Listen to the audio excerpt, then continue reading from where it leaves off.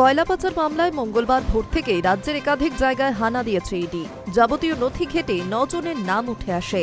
তাদের মধ্যে রয়েছেন রাজ্য পুলিশের একজন আধিকারিক। এদিন সকালে বুদবুদ থানার ওসি মনোরঞ্জন মণ্ডলের বাড়িতে পৌঁছে যায় ইডির আধিকারিকরা।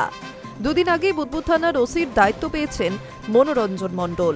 কি অভিযোগ রয়েছে তার বিরুদ্ধে, সেই প্রশ্নই উঠছে।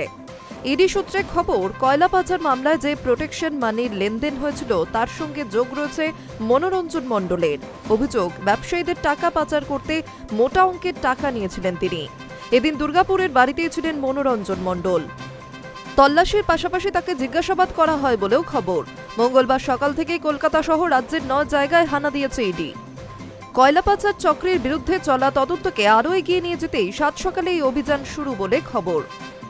কেবল বাংলা নয়, সূত্রের খবর, ইডির একটি দল ইতিমধ্যেই দিল্লির বেশ কিছু জায়গায় পৌঁছে তল্লাশি অভিযান শুরু করে। ইডি সূত্রে খবর, গত কয়েক মাসে একাধিক অভিযান এবং বাজেয়াপ্ত নথিপত্র ঘেটে কয়লা পাচার মামলায় কয়েকজনের ব্যবসায়ীর নাম উঠে এসেছে। তারা প্রত্যক্ষ কিংবা পরোক্ষভাবে এই দুর্নীতিতে যুক্ত ছিলেন। এখনো পর্যন্ত 9 জনের একটি তালিকা তৈরি করেছেন তদন্তকারী আধিকারিকরা। 2 মাস আগে ইডি অভিযানে যে ডিজিটাল প্রমাণ পাওয়া গিয়েছিল, যার মধ্যে ছিল মোবাইল ফোন, হোয়াটসঅ্যাপ চ্যাট সহ আরও একাধিক ডিজিটাল নথি বাজেয়াপ্ত করা হয়। সেই সূত্র ধরেই উঠে আসে মনোরঞ্জন মণ্ডলের নাম। এছাড়াও তদন্তে কিরণ খান, শেখ আক্তার, প্রবীর দত্ত, অমিত বনসাল, মির্জা নিজামুদ্দিন, চিন্ময় মণ্ডলের নামও রয়েছে। জানা গেছে, এই চিন্ময় মণ্ডল কয়লা পাচার মামলায় অন্যতম মাথা ছিলেন। জানা গেছে, দুর্গাপুরে বালি ব্যবসায়ী প্রবীর দত্তের বিলাসবহুল বাড়িতে পৌঁছেছিলেন তদন্তকারীরা। দীর্ঘদিন ধরেই বালির কারবারে যুক্ত এই প্রবীর দত্ত আগে পানা করে থাকতেন।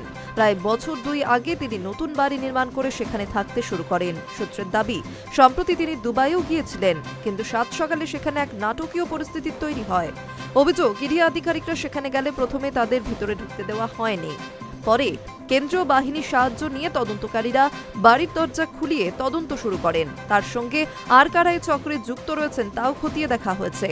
শুধু তাই নয়, প্রবীর দত্তের ভাইয়ের বাড়িতেও তল্লাশি চালিয়েছেন ইডি আধিকারিকরা। High news network.